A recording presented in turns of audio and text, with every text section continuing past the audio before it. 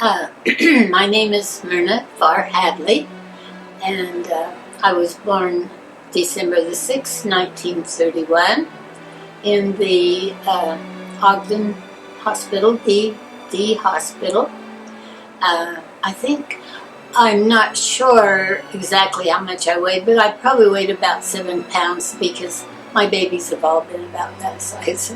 I figured probably that's about what size I was.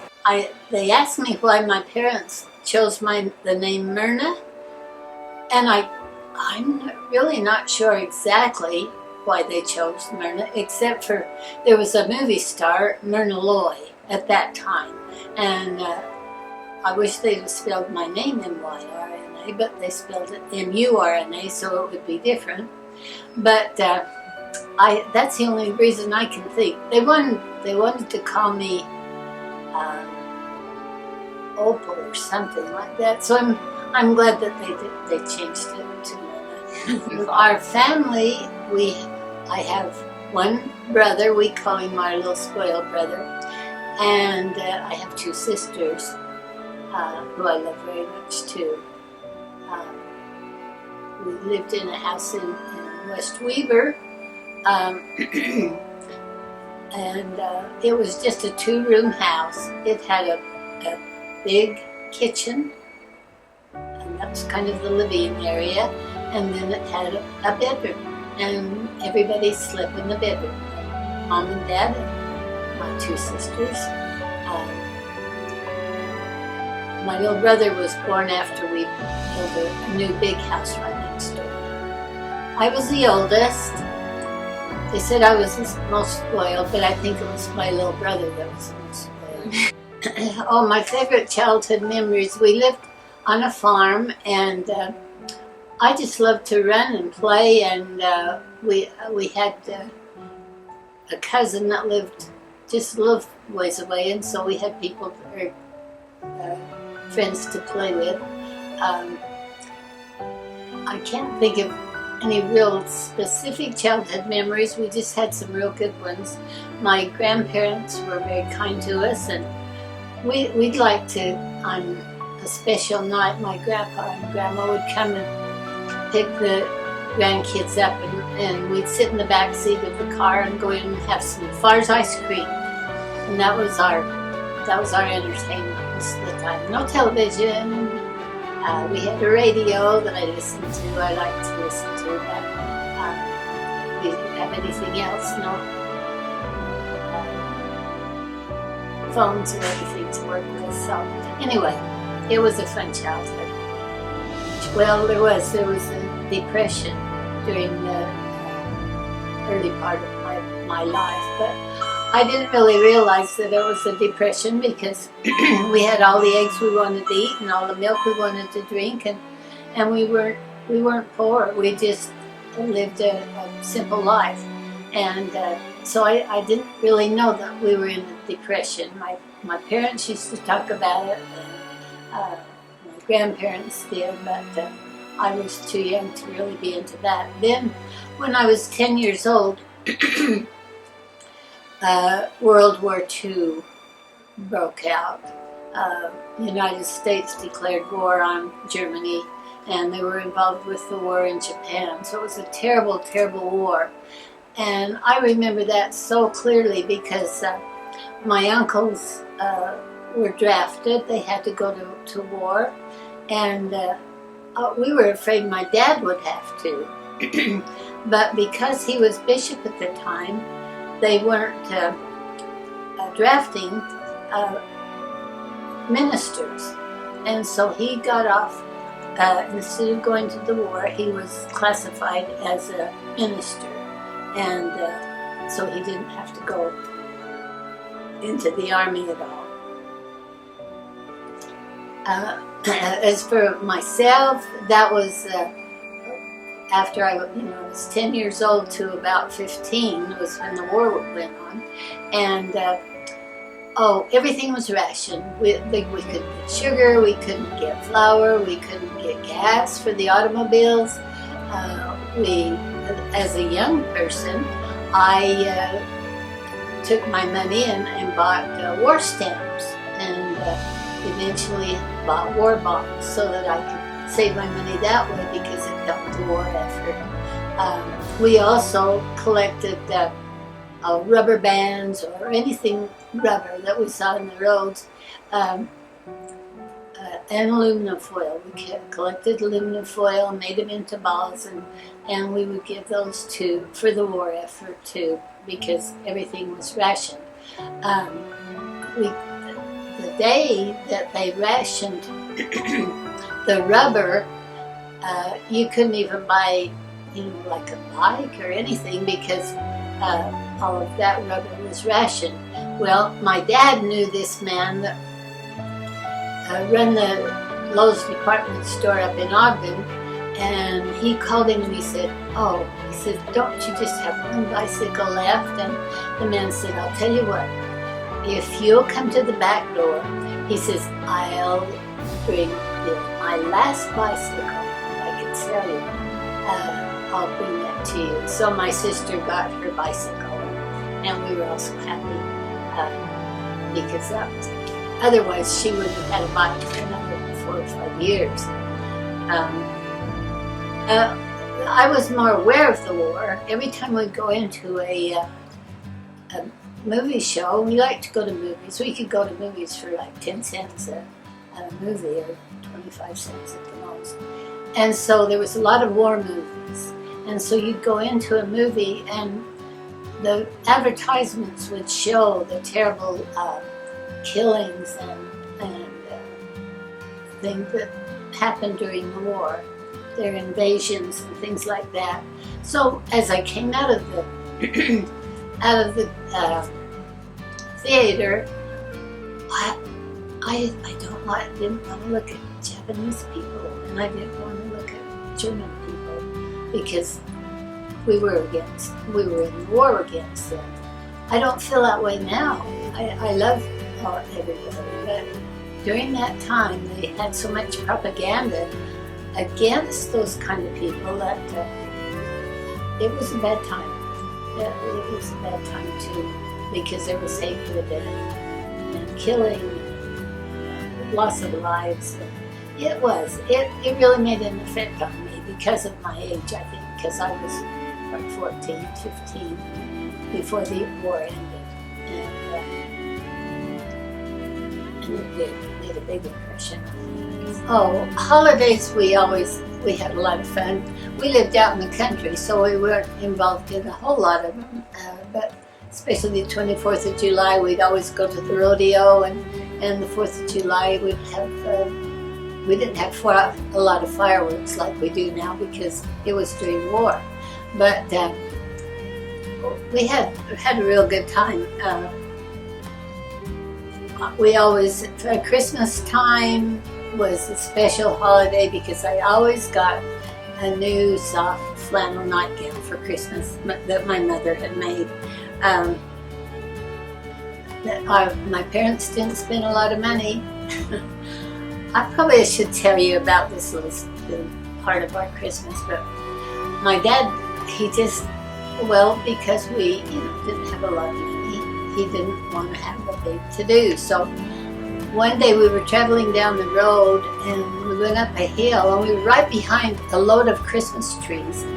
And lo and behold, the Christmas tree fell out of the top of this load of Christmas trees. And my dad stopped and he picked it up, and it had most of its branches were kind of broken, but we took it home, and with the shoelaces and some glue, we glued some branches back on it, and that was our Christmas tree. And we'll never forget that Christmas tree. At Easter, we would make a sandwich and boil some eggs, and we lived close to a railroad track, and our biggest delight was to go over by the railroad track, underneath the railroad track where you could walk through, and we'd sit there, and that's where we had our Easter picnic. Crazy, wasn't it? I didn't tell you way back when I was younger, and this is kind of a tradition too, but my mother used to cut our hair, and I wore mine in kind of a page boy. It wasn't let it grow long. And after we'd get through cutting our hair, then we could get on our swimming suits and go up to the irrigation canal and go swimming. So that was fun. I attended grade school and junior high at West Weber Elementary. We went there until we went to high school. We were there for 9 years. There was 8 boys and 8 girls in my class. At one time there was 6, and then some people that worked on the railroad came and joined with us. So we had 8 for 8, and that was fun. The cost of our gas at that time was only about 25 cents a gallon. Milk was only like 50 cents a quart, and it's funny because we had all the milk we wanted. We didn't have to buy milk, and because we had cows. But we would sell milk to these people that had moved in that worked on the railroad, and it was like 50 cents a quart. And I was about 11 years old, so I was able to drive the truck and deliver this milk to these people, and so that was my milk delivery at 11 years old. So you drove at 11 years old? Oh yeah, I drove the truck. How far did you drive? Well, it would be a couple of miles to where these people lived, so I had to go to their place. Did you ever go anywhere that you weren't supposed to when you were driving? Oh, do I have to tell that?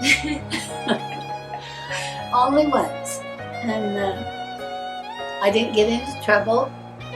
Well, I guess because they didn't know I did it. But anyway, yeah, I picked up a couple of my girlfriends and we went for a little joyride. But we made it back.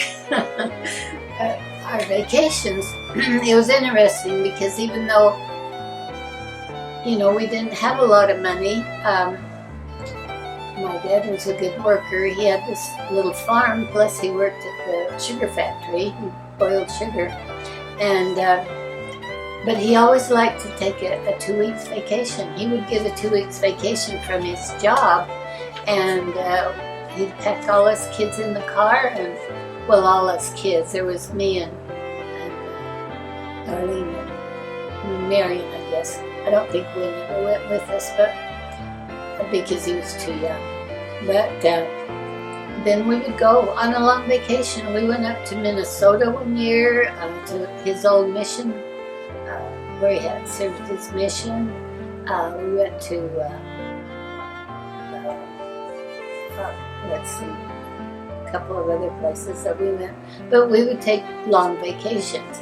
The thing that was funny about Dad was he didn't like to stop at restaurants or any place to eat. Of course, there wasn't that many restaurants, but there was a lot of grocery stores, places like that.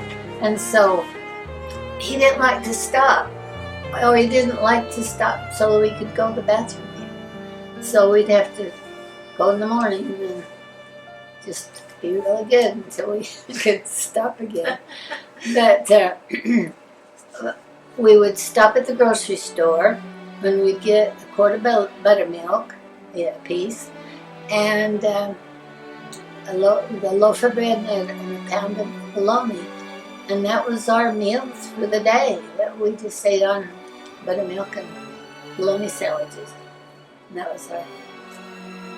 that was my memory from our vacations. We had a lot of nice lot of places and things to do, but we did go to the World's Fair in California, and we had it there.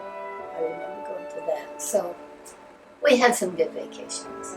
We liked to travel, or I liked to travel.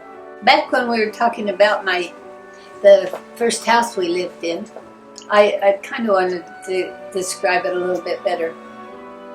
It was red brick. It had 2 rooms and no plumbing. We had an outhouse. Went to the bathroom. It's about 50 yards from the house. And many times I remember brushing the snow off the seat before I sat down in the outhouse. during the nighttime we had a round pot underneath the bed, and that's where we'd go to the bathroom. So I thought maybe younger kids might enjoy that. We slept on a mattress that was made of straw. In the fall, my dad would harvest the grain, and he'd take the straw from the grain and put it into a nice covering, and that's what we slept on, was this straw mattress. My grandmother had, her mattress was made of feathers, duck feathers and goose feathers. So her mattress was soft and fluffy. So I had a chance to go down and stay overnight 2 or 3 times with my grandma, and we would sleep in the soft, fluffy mattress. So I thought that was kind of interesting. Some of the chores that I had to do when I was younger was to help feed the chickens. We lived on a chicken farm, plus cows, but mostly chickens. We had about 5,000 chickens at a time, and I would gather the eggs and feed them their mash. We called it mash. We put it in their little feeders. It was fun. In the spring, we would get 500 little baby chicks.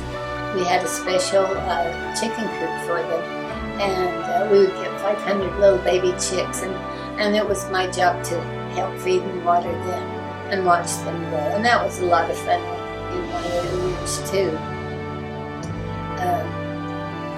I didn't like to clean the chicken coops. I hated. That was my very worst chore that I ever had, was cleaning the coops. I'd put a big scarf around my head and wear long sleeved shirts and get out there in the smelly old dust and try to clean those chicken coops. But most of the time, I would think of things that I could help my mother do in the house. And so then she'd say, "Oh, well, Murna, you can come in and help me." So then I got out of doing a lot of this messy stuff. Oh my goodness, church itself hasn't changed. We still have the same doctrine and the same message, but the times are different.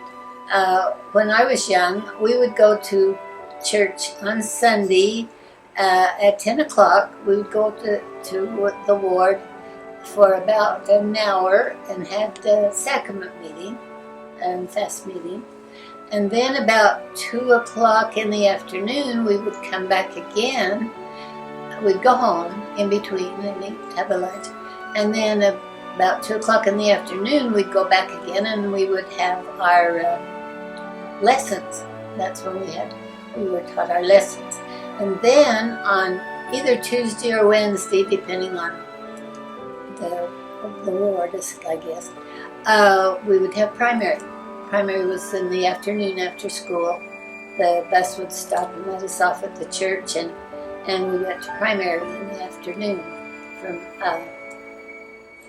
when school was out until about 4 o'clock in the afternoon. Then they soon changed to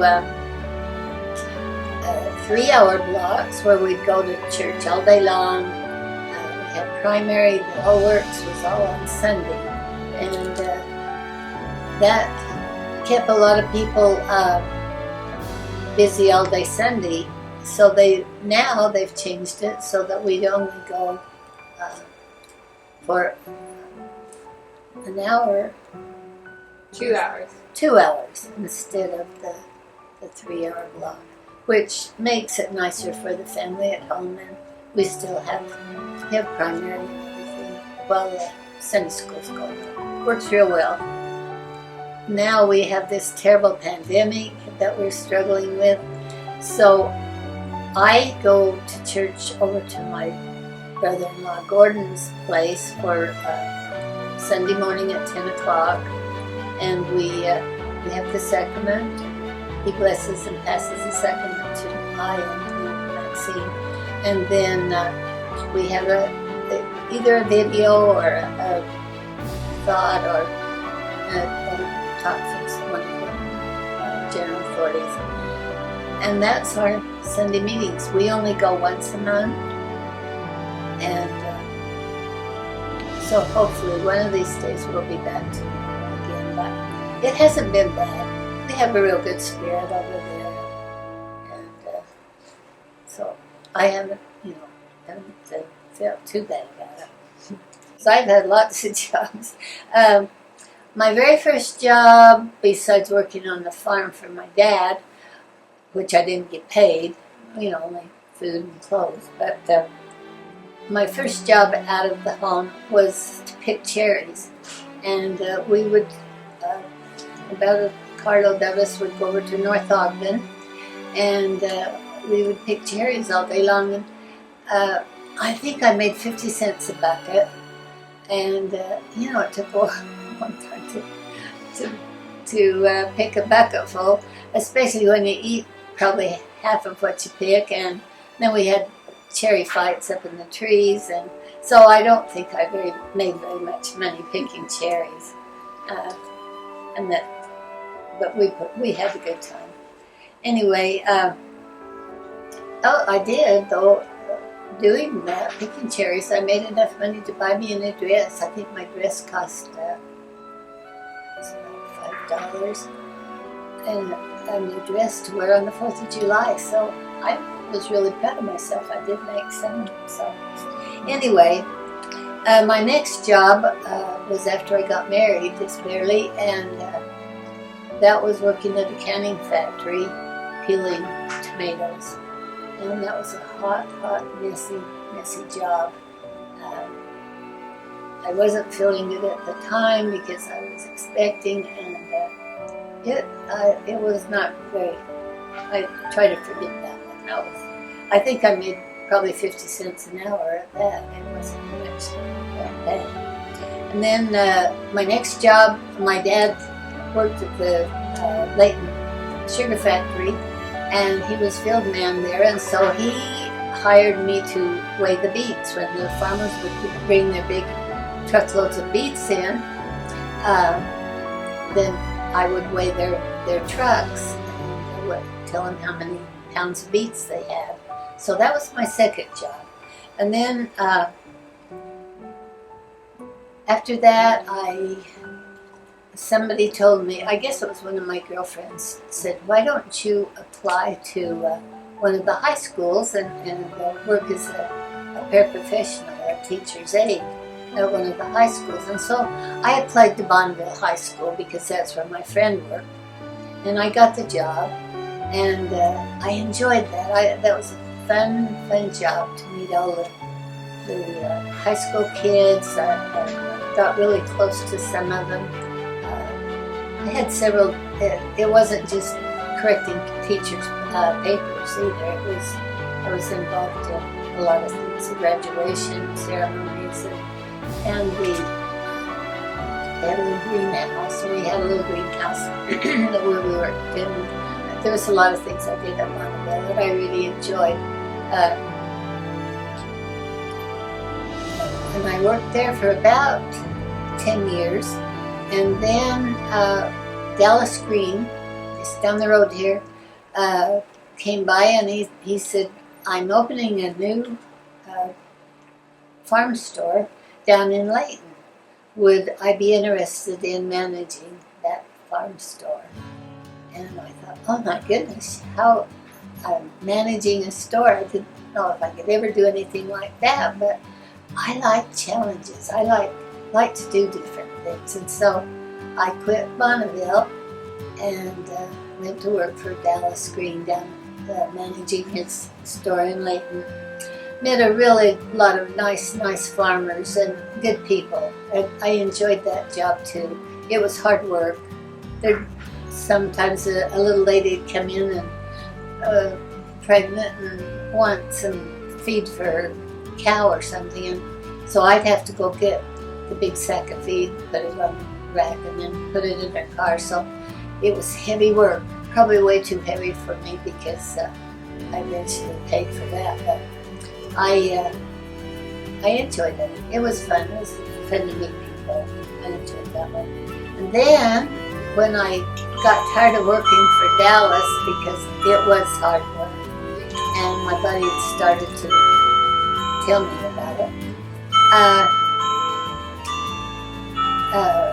Mrs. Page asked me, Mildred Page asked if I would like to come to her preschool and teach at her preschool and teach dancing and singing and some of the little classes that she had for her little preschool kids. And that was fun. It's another 10 years that I worked. So that's, how many is that? That's about 30 years of working, isn't it? And I enjoyed Page's preschool. A lot of fun kids and good memories there. It was fun to teach them dancing, which also helped me when we went on the mission because I'd had that experience teaching young people. I think that was my last job, except being a mother. Well, except, I should put mother first, but sometimes that is jobs first.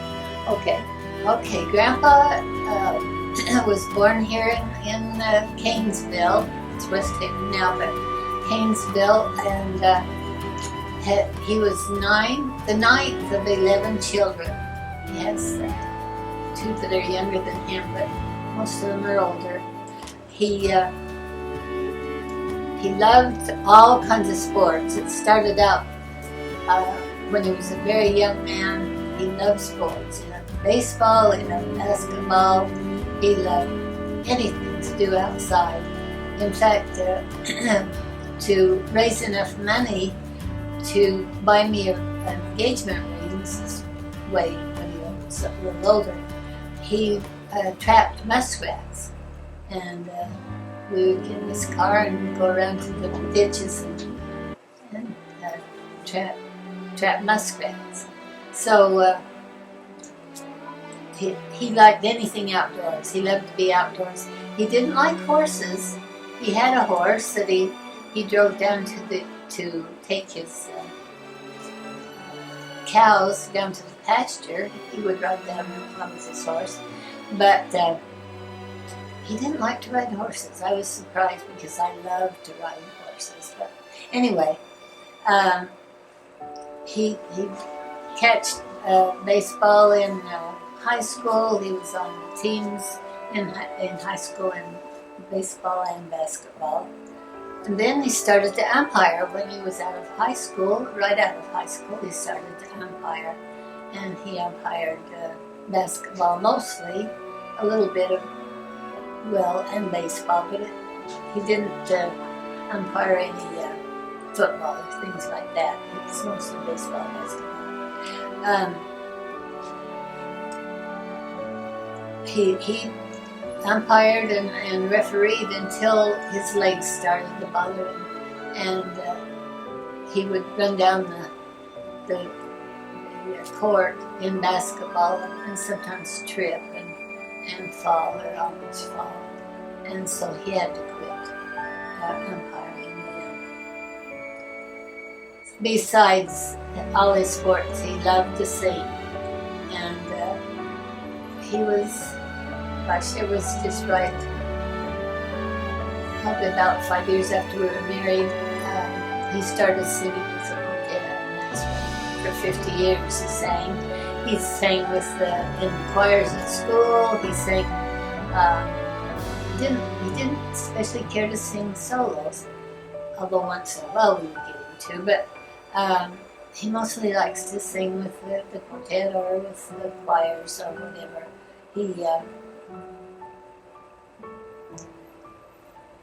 We enjoyed that kind of life together. The first job he ever had was painting bowling pins. You know, the pins? He had this little, kind of a little shed thing. They hired him at I think it was Lands or something, hired him, and he would paint the white and then the red stripes on these bowling balls. It's a wonder he didn't pass out from the fumes of the paint, because stitches in the silver. That was his first, besides trapping muskrats, that was his first job. And then he got a chance to work for Medical Dairy as a route salesman for Medical Dairy. He did that for, well, until someone told him that there was an opening at Gerber Baby Food.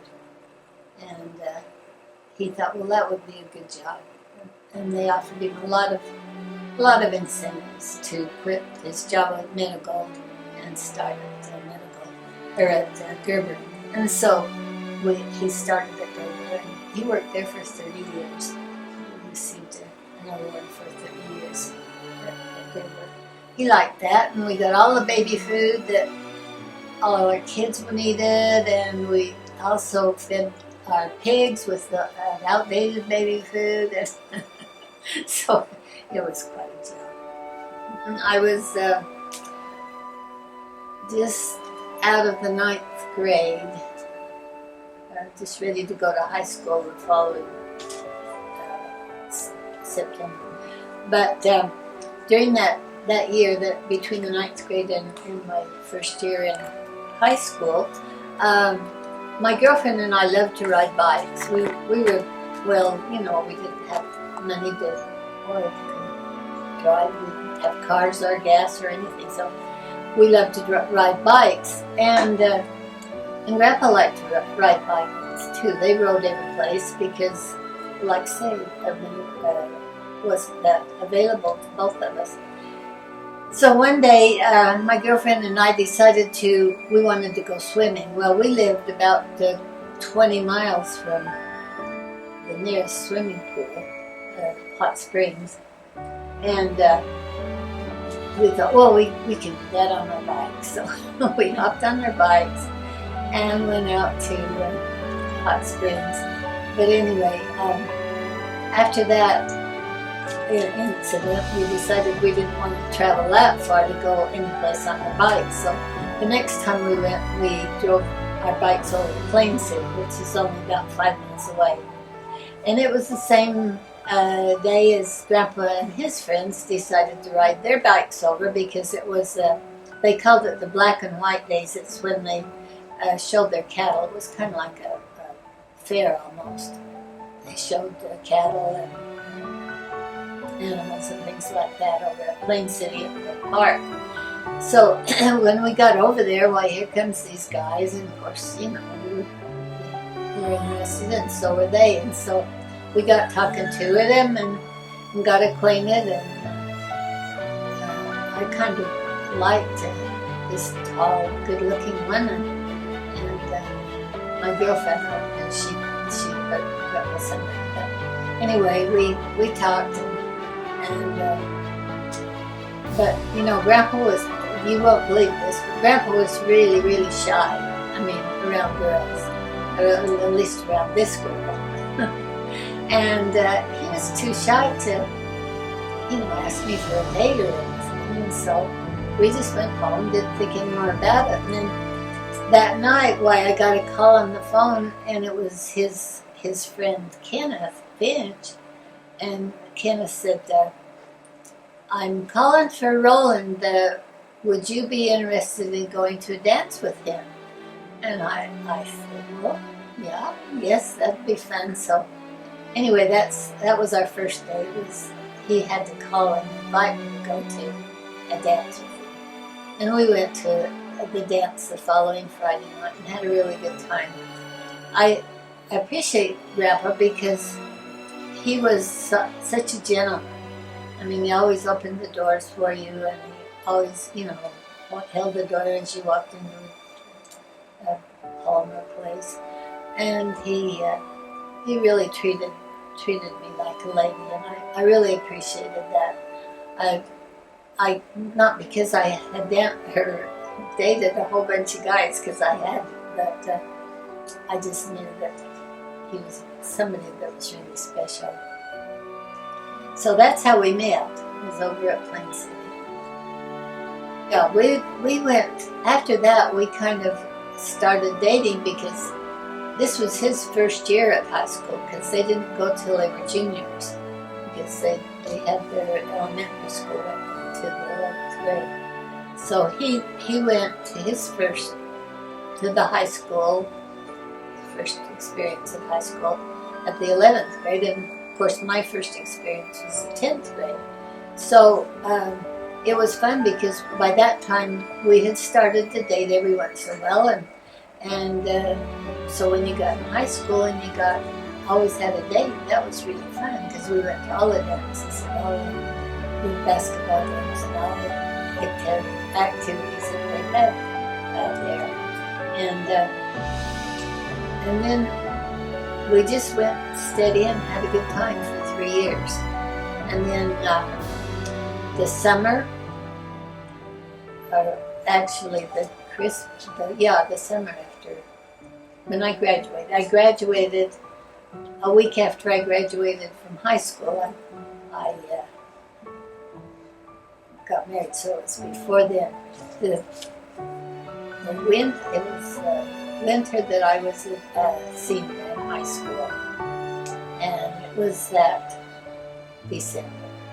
Yeah, we went, after that we kind of started dating because this was his first year at high school because they didn't go till they were juniors because they had their elementary school up to the 11th grade.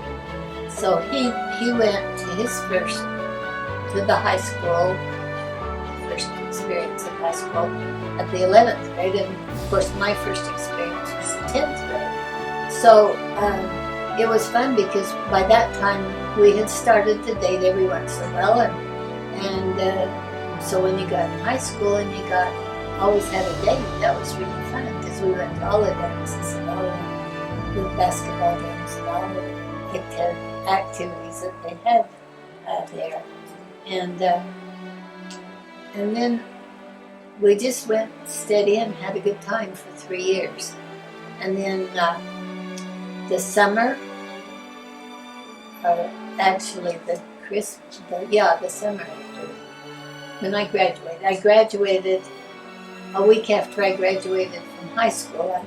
I got married, so it was before then.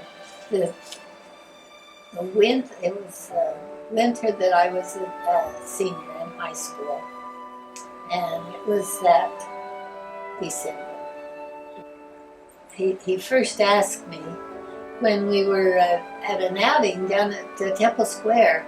Apparently it must have been a youth conference, or I don't think they used to call it a youth conference, but his stake and our stake were involved in it, so it must have been a youth conference of some kind. And we were outside of the tabernacle in between the two meetings, and he caught up with me again and took me over by the temple, and he said to me, "That's where we want to be married."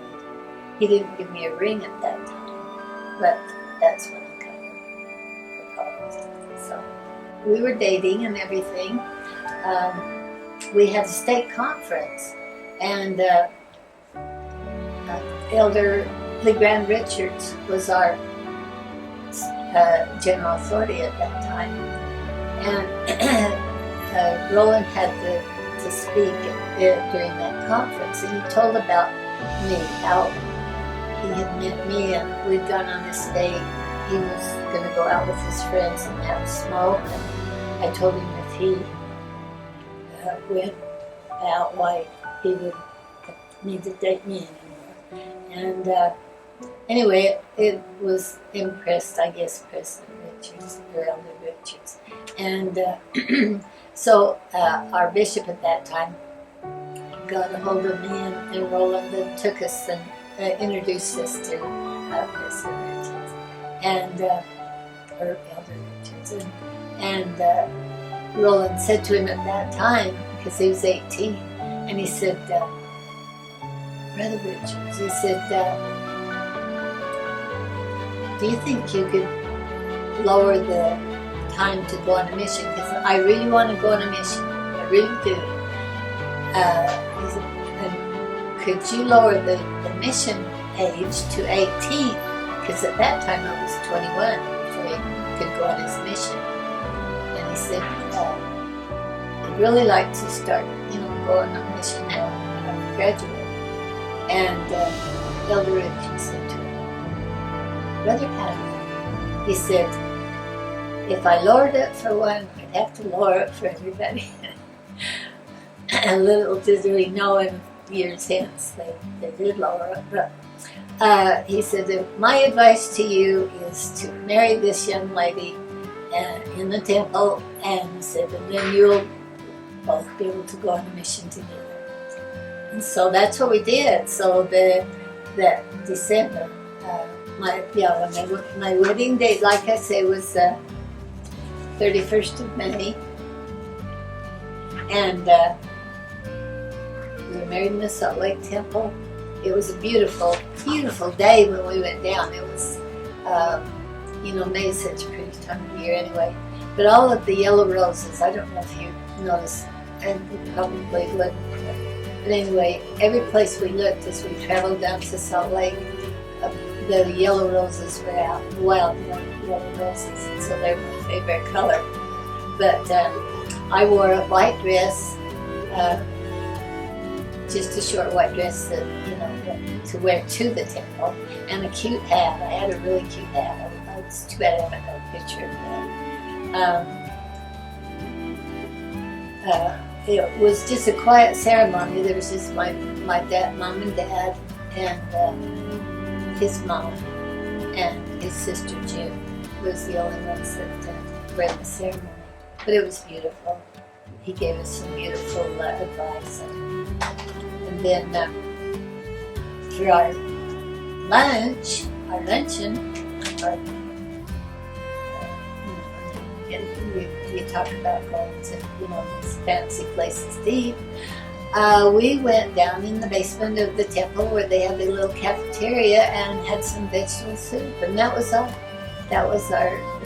wedding luncheon. So that was then we went home to a beautiful reception at the gym, the West Weber gym. They had decorated with pink and white streamers, crepe paper streamers down there, and some candelabra on each side. And it was the time of year that, like I said, with the yellow roses and the lilacs were all out in bloom. And so we had, the whole stage was filled with baskets of lilacs. And so we walked in and smelled so good. And had a wonderful evening.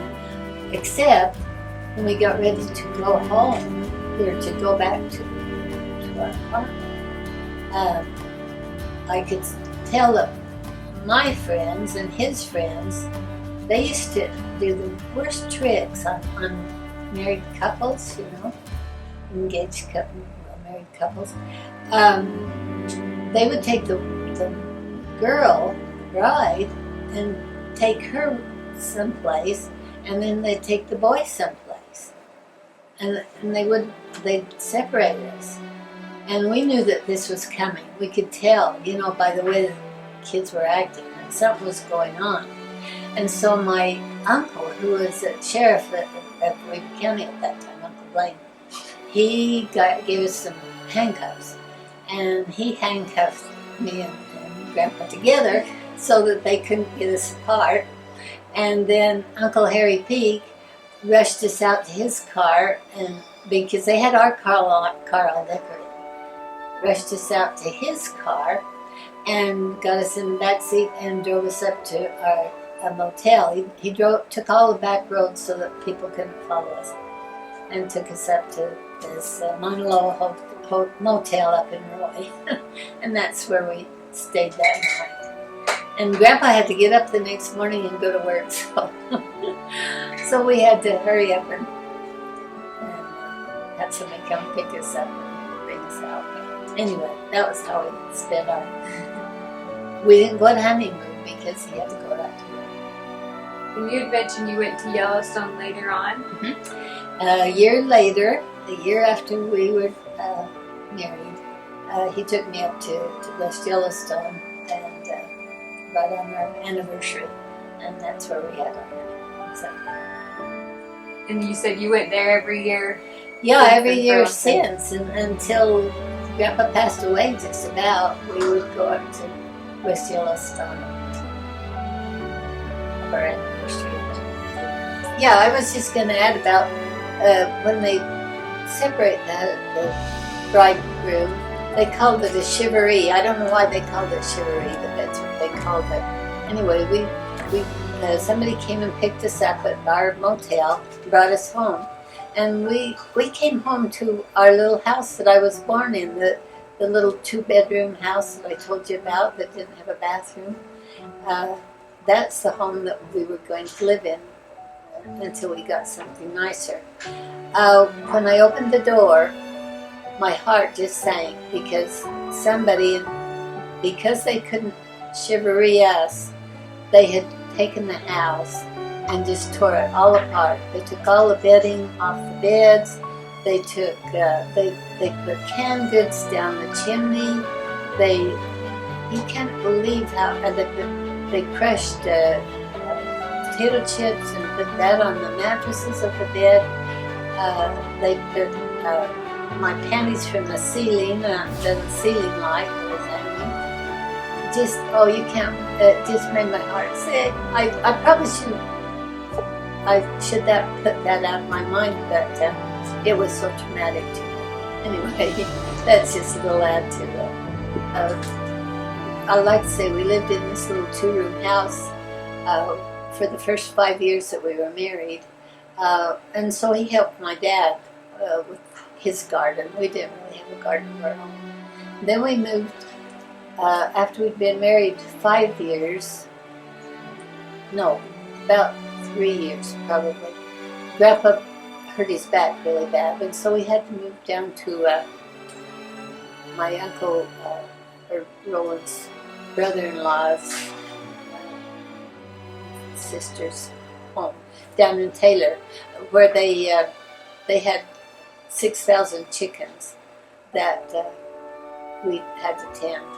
And because Grandpa couldn't do any work, why I had mostly the job of gathering the eggs and feeding the chickens. And they did have somebody to come and help clean. But that was another time of our life that was a hard time because I had two tiny babies and we had this chicken farm that we had to tend. But it gave us money to live on because he had to quit work for a while. And we didn't start a garden down there because that wasn't our property, so we didn't start a garden there. So after we'd been married 5 years, then we bought this barracks. It was an army barracks where the German prisoners had lived in over at DDO, and moved it out there to Kingsville. And I drew up some plans, and we hired a man to come in and remodel it and make it into a home. So that's when the first garden started. It was after we got settled in this house and had a little place for a garden. So that's when he started his garden, because he loved to garden. And my first child was Van, and we had him while we were still living in our little 2-room house over there in West Weaver. We had been married. We was married a year, almost a year and a half after we were married. I was so anxious to have a baby because all my girlfriends had been married way before me, and they all had little babies, and I wanted a little baby too. So I was really happy when we finally got that. We did so many fun things together. I always tried to think of things to entertain him. We didn't have a lot of money, so we didn't go to movies and Disneylands and places like that, but we always had fun things to do. We would have our Easter picnics on the hill every Easter, and we'd go to Bear Lake. We would soon got our, well, before we got our cabin at Bear Lake, we would go just drive up in our car and go to North Beach, and along with every 1,000 other people, we would lay our blankets out, and then we'd swim in the Bear Lake, and that's where we got our love for Bear Lake. We had a lot of traditions with the kids. We'd always have Groundhog Day, but we'd eat the groundhog, which was sausage, pizza, and we'd always have Groundhog Day, so we'd have early spring. We always had pajamas on Christmas Eve. That was a tradition. As I mentioned before, Yellowstone on the 31st of May was always a tradition for us and for our family. In fact, it still is. Then another tradition I'd like to keep up, which I think I made my last one this week, a quilt for each grandchild when they got married. And I think Jake is the last one, and I just finished his quilt to give to him. So I tried to keep that as a tradition. I forgot to mention too with our traditions, and this is one I just really love. We've started a cousins party once a month, and that's been really a fun tradition for me. Anyway, where do I start? Oh, I wish I could just, start from. We sang for 50 years, so how do you encapsulate 50 years into 5 minutes or 10 minutes? Had many wonderful trips. We traveled the world practically. We went to Hawaii, New Zealand, Australia, and Europe, and the United States, and traveled all over. And as we sang, we made so many people, so many friends, so many good people that we met. As we would sing here in the area, why we would tell them, hey, we're going to go on a tour to, say, New Zealand. If anybody would like to sign up and go with us, why we'll take your name in. So that's how we made our money to go on these tours, is because we would sell our tapes and records. And then it used to be, this is not now, but it used to be that the airlines, if you signed up 2 passengers, you got 1 free, or things like that. And so that's why we were able to travel as much as we did, because it was mostly what we made from tapes and records, and also freebies like that.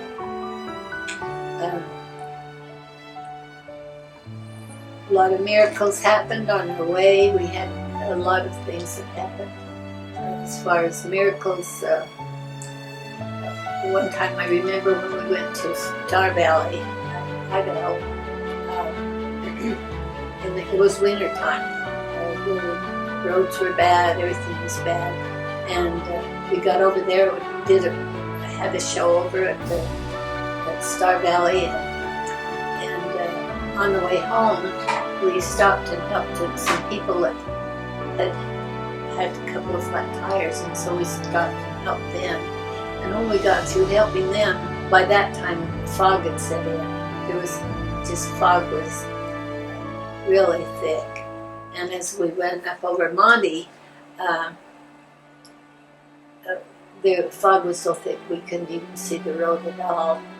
And we always, every time before we would sing, no matter where we went, even if it was, in a fancy place or out in the, just a regular gym of some kind, we'd always have prayer. We'd always have prayer. And we took turns saying prayer. And this night we asked Heavenly Father to bless us that we might be able to get home. And so we started out, and what happened? Our lights went out on our motorhome. So here we are in this deep fog with no lights on our motorhome. And of course we knew that Heavenly Father was going to bless us, so we kept going. Well, we got almost to the top of Monte, and here come the biggest, brightest moon. It was like day, complete day. We just drove all the way home with this big, bright moon. So we knew that we had been blessed that night. And we had other, a lot of other little miracles like that happen along our way. But some of those were the most special ones.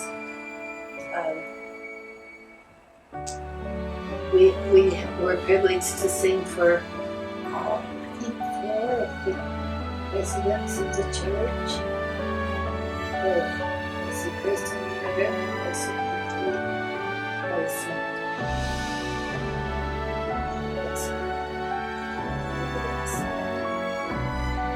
anyway. Okay.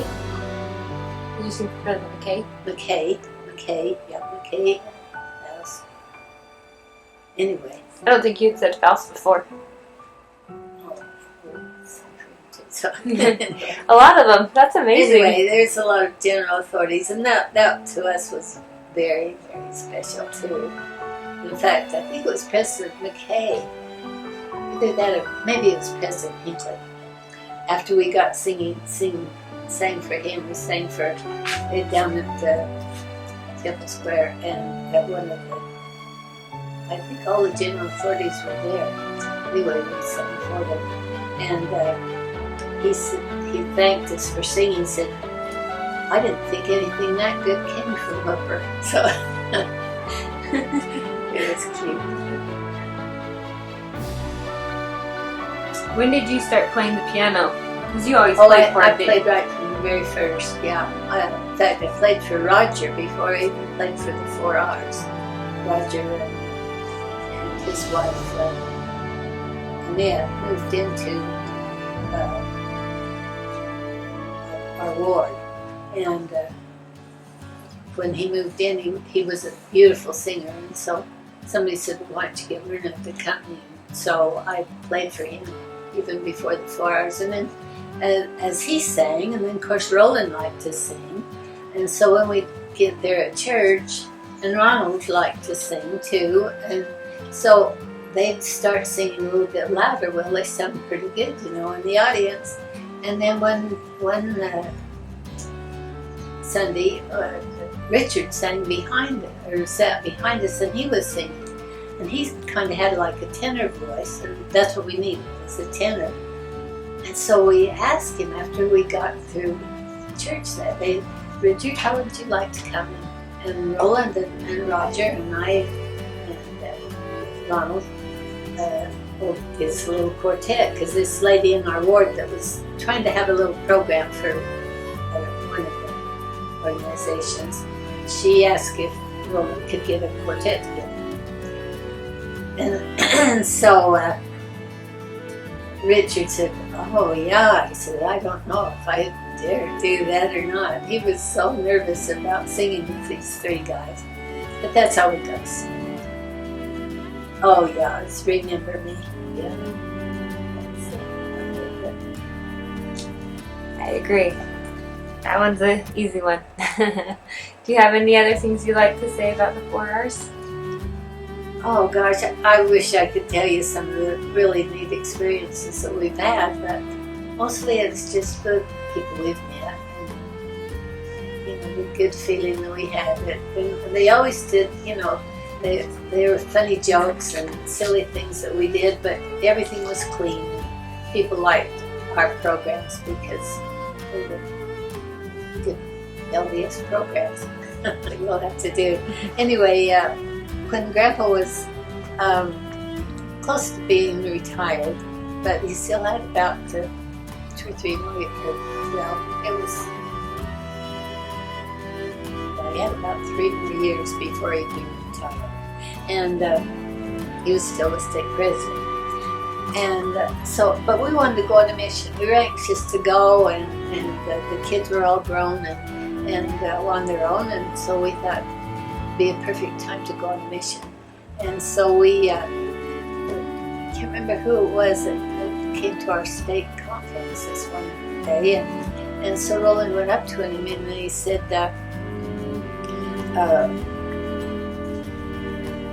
and I wish I could remember which general authority it was, it's too bad, but anyway, he said to Grandpa, he said, or Grandpa said to him, do you think you could release me just a little bit early from being a state president? He says, we only have about 3 years. And he said, 3 years to go. We've been there 6, almost 7 years. And this general authority said, President Hadley, haven't you heard how they do things? He said, you're called by inspiration, but you're released by computer. And he says, you still got a couple of years to go before you'll be released. And he said, but I'll tell you what. He said, when you decide to go, would you send you and your wife's application directly to me? He says, because I have a special place for you. And so that's how we got assigned to Armenia, was through this general authority. Anyway, so then when we got to Armenia,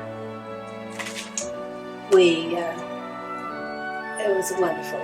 That Grandpa was put in as district president at the time, and so he had a lot of responsibilities over the little branches that they had there, and I helped him with the auxiliary organizations.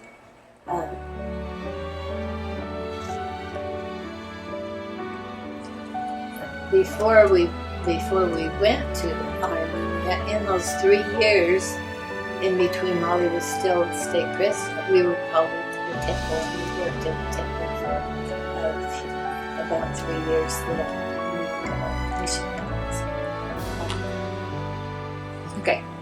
Okay, we were assigned to go to the Russia-Moscow mission with service in Armenia.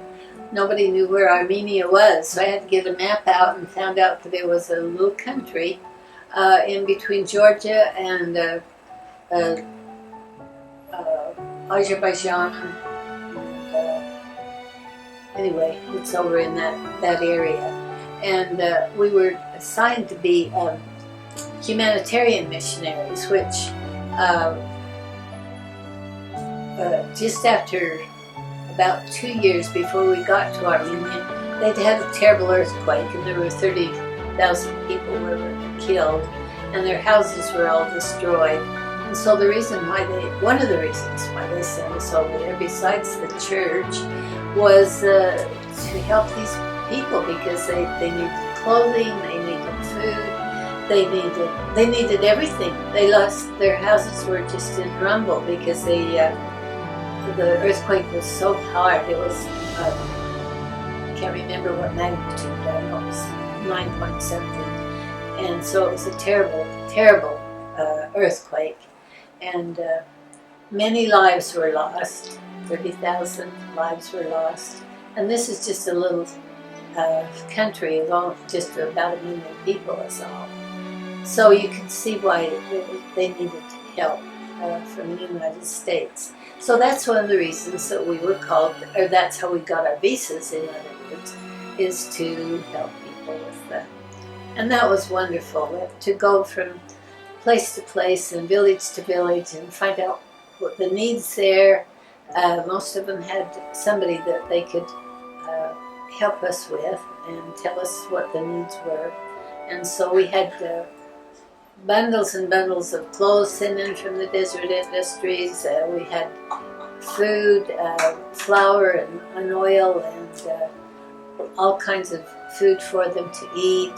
that we distributed every time we got a new shipment in, and that was a wonderful part of it. We had also had Grandpa was the district president, and so he was in charge of the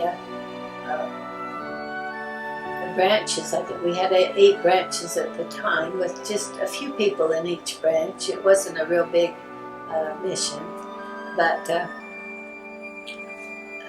we enjoyed meeting these people. They were wonderful, very humble people, and they appreciated the food and the clothing and everything so much that it was just a joy to be able to hand it out.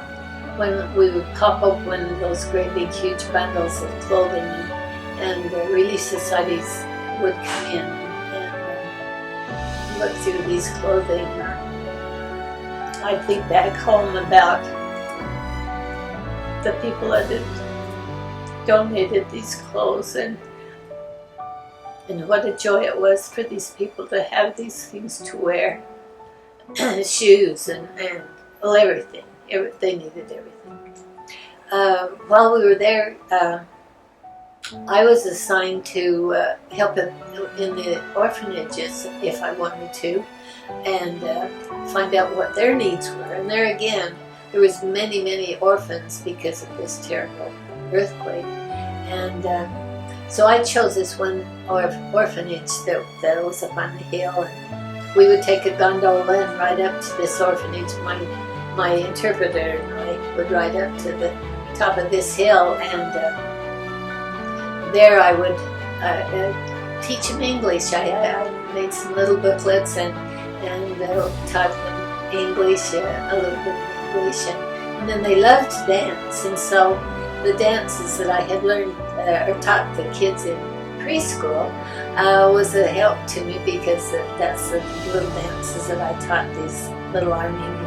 And they loved to dance. They were, when our van would drive up to the orphanage, they'd come running out so excited because they were able to have their little dance lessons, and that was so fun. We had one thing that happened there that probably is a really good memory for us, was this one little boy named Artur, and Artur, you could tell he would like to dance, but he couldn't dance. He was sat over in the corner, and one day I asked one of the nurses, I said, why doesn't Artur come and dance with us? And she said, well, let me show you. So she took him over and set him down on the chair and unwrapped his little foot, and it was a complete turned around. He was clubfoot, completely turned around, so he couldn't dance. And I said, well, isn't there something, some doctor or something we could get to help Artur? And she said, no. She says, we've tried, but we don't have money to be able to, excuse me, to pay. She said that we've tried all doctors and that, but they want to charge so much money to take care of him that they won't be able to do it. And so when I got home, I said to Roland, we've got to find some help for this little Artur. So we started talking around. See, all of this we do with our interpreter, because we didn't speak Armenian that well. But anyway, she took us to this one doctor, and we told him what our problem was, but that we don't have any money. And he said, you know what? He said, there's 6 doctors here in Armenia right now that are from the United States that maybe could help you. So we got an appointment with one of the doctors, and he said, that's what I've been studying in school, is to take care of these foot problems. And he said, I'd be glad to take this little boy. And we told him we don't have any money, and he said, that's all right. He says, it'll all be paid for. So we bundled him up this one day, and when you go to the hospital, you have to take your own mattress, you have to take your own bedding and pillows and everything, and you have to take a little stove to cook some food on, because they don't have anything like that in the hospital. And so we hauled all of this stuff with little Arthur and took him to the hospital. And they said, well, we don't have a nurse that could stay with him. Do you have anybody that could stay with him? And our little interpreter, she said, I'll stay with him. I'd be glad to stay with him. And so she stayed with him. And he was operated on that day. And the next day when we came back to see how things were going, she pulled the covers back on his little feet, and his feet were just as straight, completely cured or taken care of. And so we said, well, let's, as soon as he gets better, we'll take him back to the orphanage. And so on the way back to the orphanage, our interpreter started to cry, and she said, I can't take him back. She says, I fell in love with him. And so when we got to the orphanage, we asked the director, would there be any chance that Susanna could adopt little Arthur? And she said, oh yes. She says, because, there's so many little ones that need to be adopted. And so she adopted Arthur. And so a little side note on this too, when Arthur got to be 8 years old, he was only about 5 then. When he got to be about 8 years old, we were home from our mission. We'd gotten home by then.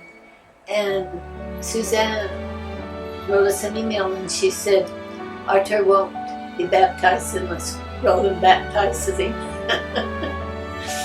And so we said, well, we'll have to save our money so we can come over. So a year later, we had enough money saved so that we could both fly over to baptize Arthur. And that was one of our really neat experiences there because of the miracles that happened so that he could walk again. And now, after he was baptized, and see, all this has been within, 18 to 20 years, he went on a mission. And he came over to the United States, to San Francisco, on a mission. So good things turned out from that family. And then another really neat experience was when we took the 32 people to the Freiburg, Germany temple from him. And that took a lot of help from the United States. I wrote back to Ben and your mom and the rest of the family and told them that we needed about $500 apiece to fly them from Moscow to Freiburg. And so, bless their hearts, they started sending the money to us, and we eventually had enough money so that each one of them could fly. And then we told them, because they didn't have any money. Nobody had any money in Armenia. They got $6 a month to live on from the government. Anyway, we told them if they could raise $25 for their visa, we would pay the rest. And some of them just barely could raise $25 in that month or 2 months or 3 months we gave them. We gave them several months to get ready. Anyway, so we got all of them, and when we had sent over for money, we also mentioned to them that we probably would need some temple clothes, not the endowment things because they had plenty of them, but dresses and suits and pants and white shirts and little babies. There was 3 little babies, 3 little children. One was a baby, and needed, like white clothes. So, bless her heart, your mom did a really lot. She would go around and give anybody that, would donate a white dress or something. And in fact, she went to this one place and they says, "Oh, we're not going to give her our old one. We'll go buy one." So they bought brand new dresses to send over to them. And of course, all these baby clothes. And of course, and that's another miracle. We boxed them all up, or they did here in the United States. We had an American that was over Armenia that went back and forth because he was part of a company that was over there. And he said that he would follow the clothes home, or follow the clothes to Armenia from home. So we got in touch with him, and he had them all boxed ready to go. And he took them to our airport, and of course we told them that it was humanitarian goods and going to Armenia, and it passed right through. And let's see, then we stopped in California. They flew as far as California, went to go through the customs there before they got on the plane for Moscow. And they said, well, what do you have in these boxes, these huge boxes? And he told them they were just clothes, humanitarian clothes. And as it was, the girl that was checking them out, or the woman, was LDS. And she says, oh, that's fine, you can send them on through. So we got through California just fine. Well, we got to Moscow, and they were really strict and so ornery and so hard to work with. And what have you got in those boxes? And we said, well, we said they're just humanitarian goods for the Armenian people. And they said, well, we've got to go through them. We've got to go through this and see what there is. And they opened the top of the box, and here was this little white pair of pants and a white shirt for a baby, and a little girl's dress. And they said, that's nothing. Closed it back up and said, go ahead. So they got through customs there. So anyway, there's a couple of miracles that we had on the way to get them to them. And then we took them to the temple, and we left on, maybe I better tell you about our little experience with our little couple. We had a little couple with us that were going to be sealed. And we were so excited because one of the little dresses, or we had told Lisa about this one couple was going to get married. So they took one of the white dresses and made little white rosettes on it, different things, make it a little special, a wedding dress. And so when we got over to, or just before we were ready to go, we had our state conference, our district conference that Sunday, and we were supposed to leave that night to catch the plane. And Elder Didier was our general authority, and so we told him, we introduced him to this couple, and he said, this is the couple that's going to be sealed in the private German temple. And he said, are they married? And both of them looked at each other, and because they were supposed to be married civilly first over in Europe. And we said, well, not really, they don't have the papers. And he said, well, it's the law. He said, if they're not married first, then they can't be sealed in the temple. And we thought, well, there must be some way. What can we do?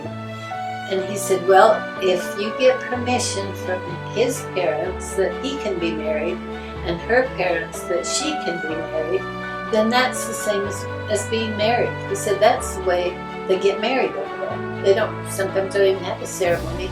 Both parents give their permission that they can be married, and that's legally a marriage. And so we said, well, and he said, but in the meantime, what I'm going to do before you get this permission, he says, I'm going to write back to the general authorities and tell them what the situation is, that we don't have them married yet, and what should we do.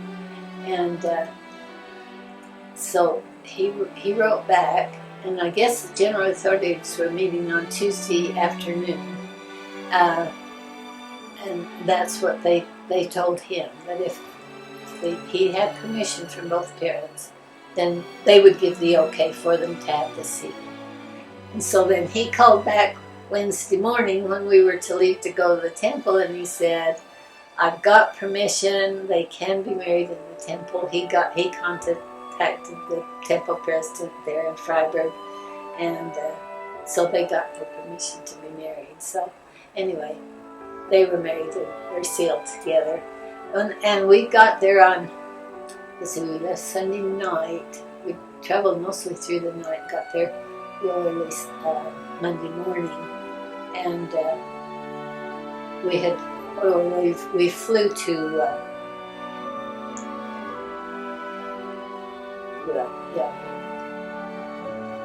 we flew from Moscow to Freiburg, and then from Freiburg we took a bus. We took a bus from the airport to Freiburg, and those people were so excited about going to the temple for the first time that they didn't stop. They went to every single endowment session, every baptism, every single, all day long. They would just get done with one and go to the next one, the next, because they brought their own names, and they brought their names of their ancestors with them. We had that as an assignment too. And so everybody had their own names. And so then on Wednesday, when we got the word that the kids could be married, then we had the big ceremony, and the temple was so excited about having this couple be married in the temple, from Armenia, that they ordered special things in for the cafeteria. We had a little cake that they made, and so in the cafeteria we had all of the Armenians together. We had a nice dinner for them, and then they even told us we could dance in the temple. It was down in the other area, and so we had Armenian dances and everything. That was our special day, and we had a wonderful wedding. And then we packed them up. We went the next 2 days, Thursday all the way through the temple, and then Friday morning we were to leave. And so on Friday morning they gave every one of the ones that had been Armenians temple garments to take home, and enough money so that we could buy extra garments. So everybody that wore garments, the endowments, were able to have at least 6 pair to take home, because they might not get back, at least for a long time. So the people there were so generous, and of course we had some money left over that we hadn't spent for the trip, and each one of them had enough garments to take home. So that probably was a highlight of our mission. Lots of other, many miracles that happened along the way, too numerous to mention right now. But someday, if you want to know, I'll sit down and tell you the rest of them. Okay, after we got home, we started back at the temple for a short time, and then our temple president asked us if we'd like to go to Palmyra on a mission, for a 6-month mission to Palmyra at their temple. And we said, oh, that would be wonderful, we'd love to. And so we went there and found a little apartment, stayed there, and went to the temple every day. That was our assignment every single day, and had a lot of neat experiences there too. Different things that happened while we were there. We enjoyed Palmyra because New York is beautiful anyway, and we couldn't figure out why the pioneers decided to leave New York and come to Utah. But anyway, it was a fun place to work for a while. we enjoyed it. We also, while we were there, were assigned a branch in one of the cities there in New York, of finding the inactives and non-members that were in their area, and that was another mission that we did for a week or two while we were there, for almost a month while we were there in Elmira. So there's a lot of neat things that happen in Elmira. Then when we got home, we had so many different experiences. We spent about a year just talking about our experiences to all of the wards and states in our area. I think we had one every Sunday that we spoke, and it was fun. And then one Sunday, I had to give the lesson in Relief Society, and Grandpa had to give the lesson in the High Priest. And so we were both the teachers there, and while we were there, our really good friends, the Moises, he was assigned to the High Priest, and of course she came under the Relief Society. Little did we know that Brother Moise was going to be called as the temple president in the Ogden Temple. And on their way home from our meetings that Sunday, he said to his wife, he said, I think I know who I'm going to have for my first counselor in the temple presidency. And she says, oh, who is that? And he says, well, Roland Hadley. And she says, oh, his wife Murna gave the best lesson. She said, that would be perfect. And so the following Saturday, we got a call from, Grandpa was out hoeing weeds, or hoeing something out in the garden, and I was in the house, and I got this phone call, and it said, is Roland Hadley there? And I said, well, he's not here right now, can I help you? And they said, well, would you tell him that President Faust wants to talk to him? And I said yes. And I went out to Roland and said, Roland, and just hollered at him, and he said, what? I said, you want on the telephone. Who is it? I said, well, it's President Faust. So he came in, and he said, would you get your wife on the phone too? And of course we had two phones. And said, this is President Faust. He said, I wondered if you'd meet me in Salt Lake. He said, we'd like to visit with you. And so we went down there, and that's when he was called to be the first counselor in the temple presidency.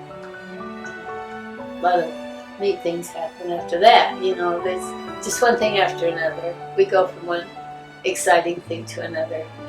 Well, we did our state mission. Had a state mission here for a year and a half, and I hope we did some good. We worked with some wonderful bishops. They were so attentive and so helpful with us. We just did a lot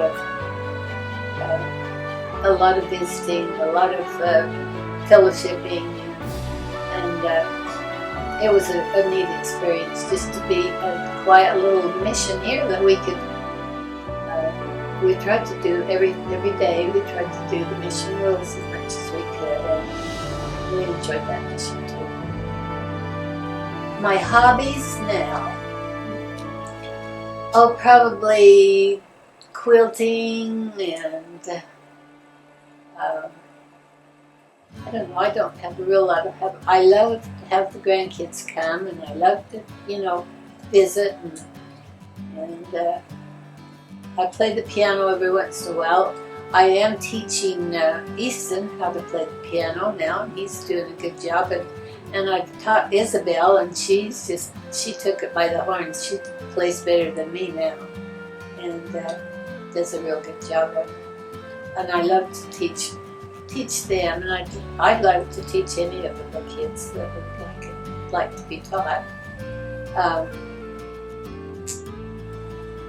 I don't play the organ anymore. I used to play the organ at the church, but now they changed our ward. I don't doing that now. I don't know. I don't have.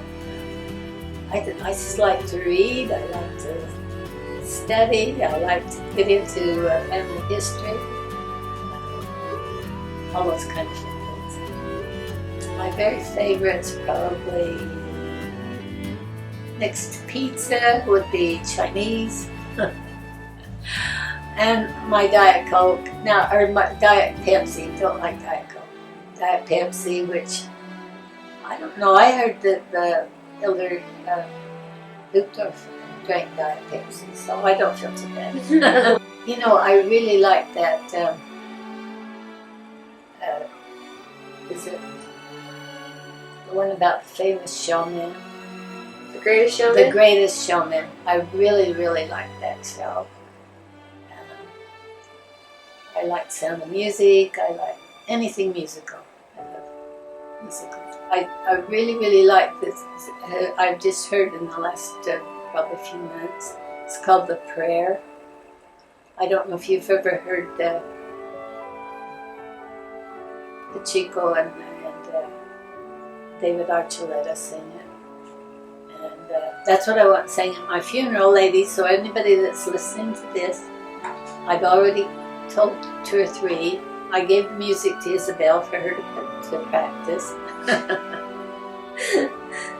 Anyway, yeah, gosh, there's lots of advice, things that I should have done that I didn't do, and things that I would suggest. One thing is always show each other how important each other are, and how important they are in your lives. Make them feel that they're the most important people in the whole world. Or your kids, your husband, your spouse, and your children. Just make them know how very important people they are, and what personal worth they are to you and your Heavenly Father. Give lots of compliments. And tell them you love them often. I like the tradition we have now of whenever we call each other, we always say, love ya, as we hang up, and something really special about that. So just give them lots of love and lots of attention, and tell them how important people they are. To tell anybody that's listening to this what wonderful, wonderful family I have. I don't know if you know it or not, but they're the best ones in the whole world. And since Grandpa passed away, why, they just kind of taken over, and they're always there. Even the little teeny ones.